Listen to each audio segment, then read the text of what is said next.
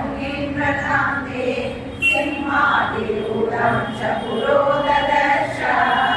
भक्त्यानन्दं तं कृतमार्तराम हरैस्वमंशेन मदाग्नयैव जातो नरत्वेन दशास्य हत्वे ददामि तच्छक्तिमहं तवेह श्रुत्वा तपोक्तिं सममुमलादैः साकं कवीन्द्रैः कृतसेतुबन्धः लङ्कां प्रविष्टो हतरावणाद्यः पुरीम् अयोध्यामागमस्य सीतः आदे विभक्ते न हि मे गुरुश्च न चैव वस्तु ग्रहणे पटुत्वं